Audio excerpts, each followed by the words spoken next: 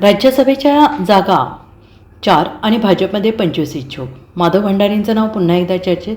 यंदा संधी मिळणार का? आगामी राज्यसभा निवडणुकीच्या पार्श्वभूमीवर सध्या भाजपाच्या कोट्यात उमेदवारांची नावे निश्चित करण्यासाठी खलबतं सुरू आहेत. महाराष्ट्रातील राज्यसभेच्या 7 जागांसाठी येत्या 16 मार्चला निवडणूक होते आहे आणि या निवडणुकीसाठी उमेदवारी अर्ज भरण्यासाठी आता फक्त 5 दिवस शिल्लक राहिले आहेत. आणि या पार्श्वभूमीवर भाजपच्या गोटात 4 उमेदवारांची नावे निश्चित करण्यासाठी खल सुरू आहे. त्यासाठी मंगळवारी रात्री मुख्यमंत्री देवेंद्र फडणवीस यांचे निवासस्थान असलेल्या वर्षा बंगल्यावर भाजपच्या कोर कमिटीची महत्त्वाची बैठक पार पडली. या बैठकीत सुरुवातीला भाजपकडून 4 ते 5 नावांवर शिक्कामोर्तब केल्याचं सांगितलं जात असलं तरी प्रत्यक्षात कोर कमिटी दिल्लीतील पक्षश्रेष्ठींकडे 25 जणांची यादी पाठवणार आहे.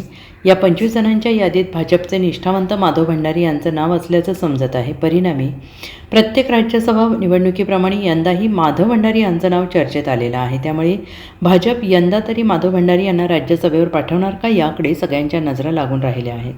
Bureau report, SBN Marathi.